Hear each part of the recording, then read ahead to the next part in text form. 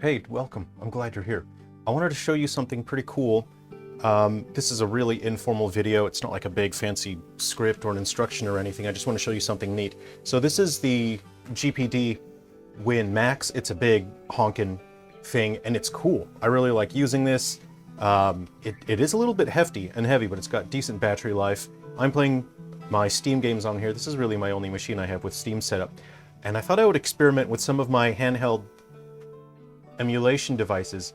So this is Digimon Story Time Stranger, and I'm using Moonlight. Moonlight lets you stream your PC to a gaming device, but it automatically maps all of the controls as well, so it's extremely convenient. So you'll see as I move this analog stick here, and I don't know why we call these sticks. I mean, you ever think about it? That's not what a stick looks like. Go outside, pick up a stick. It's not what they look like. These look more like nipples. So I'm going to refer to them as nipples for now.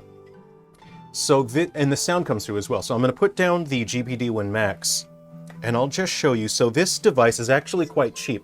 This is an Android, not an Android. This is Linux-based. It's a handheld emulation device that are becoming more and more prevalent. There's so many different models of these.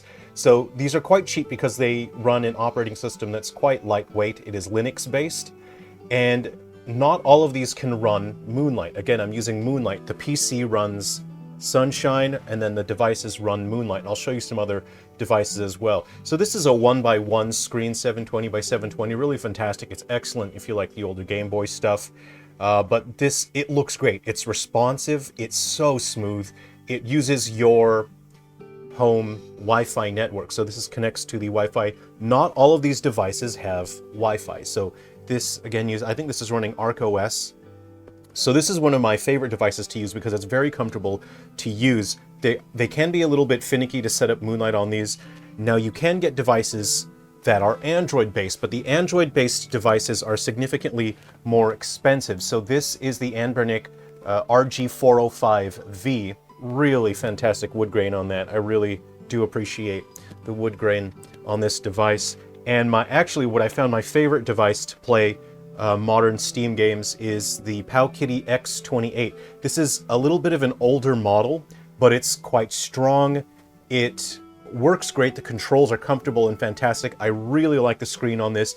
It has a touchscreen, as does this. These both have touchscreens on them, and I'll just show a demonstration of running the game on this in just a moment, but I'll share with you some other devices as well. Not all of these, so this is a Linux-based device. Not all of these have Wi-Fi built in.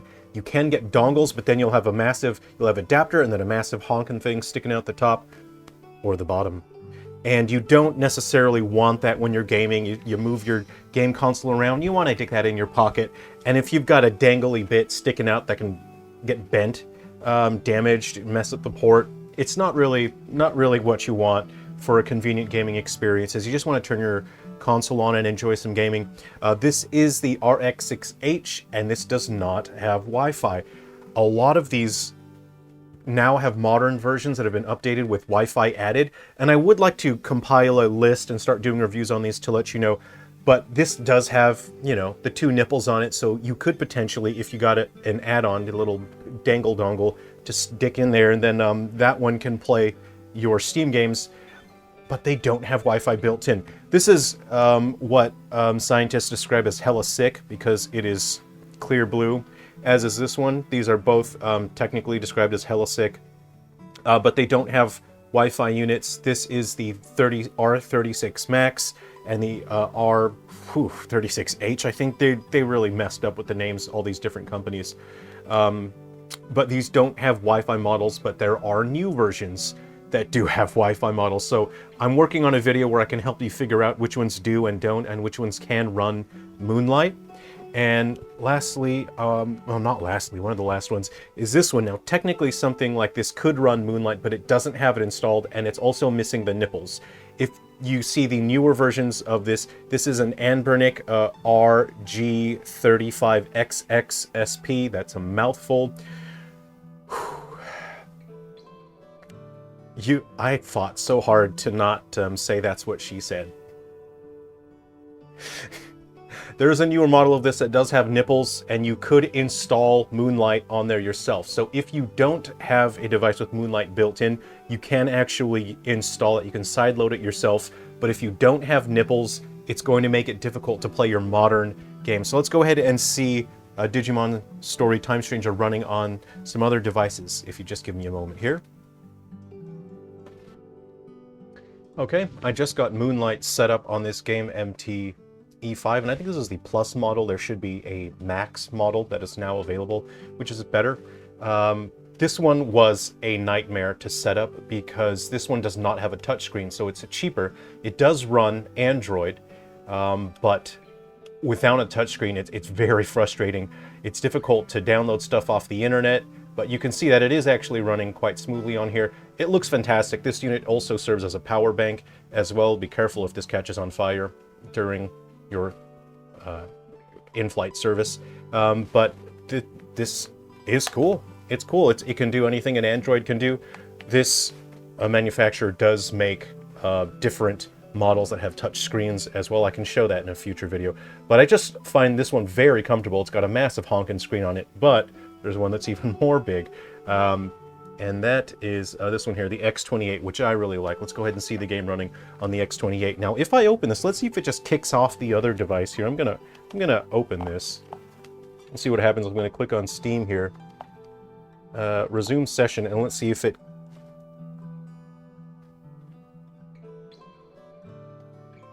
That's weird. Whoa. That's new. I didn't think that was gonna happen. So there's Digimon Story Time Stranger running on that device. It's actually running on two devices simultaneously. If I move this nipple here, what? Oh, okay. I've surprised myself. Wow, Moonlight is very cool. So look, if you have a friend that wants to watch you play, your friend can use Moonlight, and they can watch you play the game on their own screen, I guess. This is really neat. Holy, wow. One of the major advantages to using something like a lightweight, smaller device is that they're very portable, and if you use Moonlight for streaming, you get absurd battery life. On this Powkiddy X28, I think I played for about 40-45 minutes last night just testing, and then the battery only dropped about 10% or something like that on running Moonlight through Android. So I would get significantly more battery life than just playing it on my GPD Win Max. I didn't know that was going to happen. This is really cool. I thought it was just going to kick the other device off the streaming, but they're both streaming the device. So this is really great. So I'll put the links to both Moonlight and Sunshine. The Sunshine, you install that on the computer. The computer runs Sunshine. These devices run Moonlight. Again, these two are Android devices. Let's go. Let's see if we can get 3 for 3. Let's get a third device running that stream simultaneously. That is so interesting. Okay. Open that. You can see that our computer has been set up. Let's go ahead and run Steam Big Picture on that. We're going to click on Resume Session. Oh, yeah. Yeah. Okay, hold on.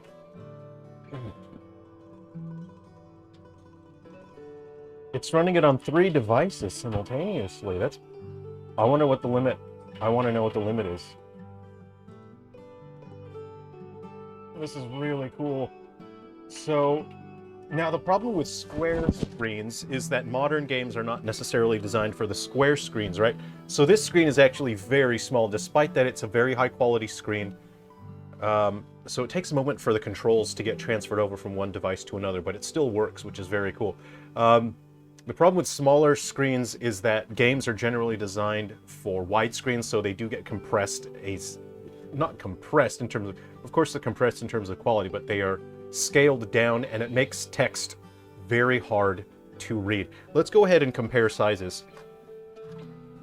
Oh no, I accidentally pushed the power button on that. You can see the amount of real estate you get on the X28. And again, these are both Android devices. The Android devices, again, are a little bit pricey. There has been a new device that was just recently launched. I've purchased one for the purpose of testing and reviewing. It looks to be a lower priced Android device, and I want to find one that is easy for people to afford so they can do some gaming, and the Moonlight thing just really opens things up for people. So this is really cool. Again, I'll show you the screen on this device here, the RX6H. It's playing some Sonic music here. Let me see if this, okay, I'm gonna see what happens if I try and open that, see if we get 4 for 4 here. But these, okay, so I think this one doesn't like it. This one, I think I might have to manually do something to make it work. It didn't want to work with the other devices on there. So yeah, I hope you've enjoyed taking a look at that. It's been fun sharing this sort of stuff with you. I hope you take a look at this. And again, the Linux-based devices are a little bit finicky if you want to use Moonlight. The Android ones are a significantly better experience, but make sure it is a device that has a touch screen. This one does not have a touch screen, but GameMT does make devices with touchscreens. I can share more. If you want to see more, let me know in the comments. Okay, take care of yourselves. Be well.